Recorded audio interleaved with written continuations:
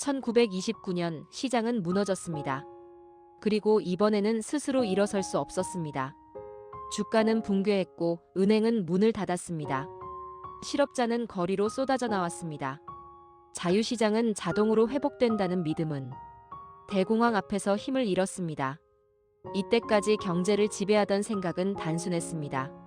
시장은 스스로 균형을 찾는다는 믿음이었습니다. 하지만 현실은 달랐습니다. 수요가 사라지자 생산도 멈췄습니다.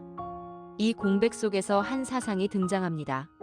존 메이너드 케인스였습니다. 그는 시장이 멈출 때 정부가 대신 움직여야 한다고 말했습니다. 정부 지출로 수요를 만들고 일자리를 통해 경제를 살리자는 발상이었습니다.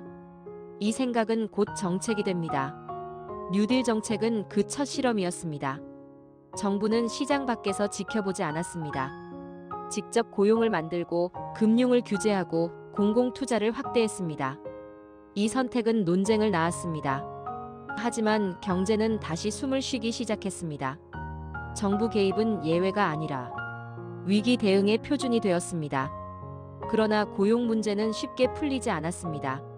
성장이 돌아와도 실업은 완전히 사라지지 않았습니다. 경제학은 숫자를 설명했지만 사람의 삶은 설명하지 못했습니다. 시간이 흐르자 정부 개입에 대한 반작용도 커졌습니다.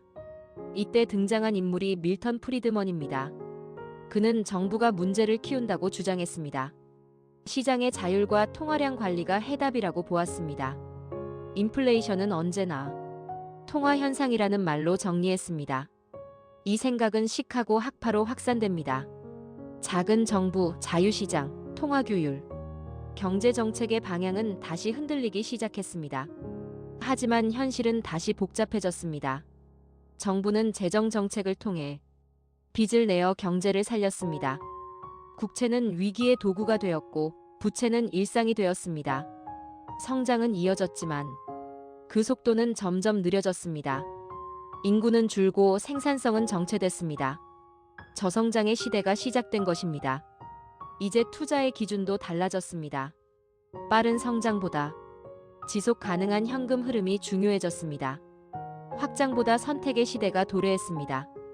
대공황은 단순한 위기가 아니었습니다. 경제학의 방향을 바꾼 사건이었습니다. 시장과 국가의 관계를 다시 정의한 순간이었습니다. 오늘의 경제 역시 그때의 선택 위에 서 있습니다.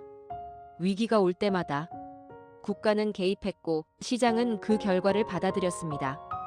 대공황 이후의 경제학은 완벽한 해답이 아니라 끝없는 조정의 역사였습니다. 그리고 그 조정의 중심에는 언제나 인간의 선택이 있었습니다.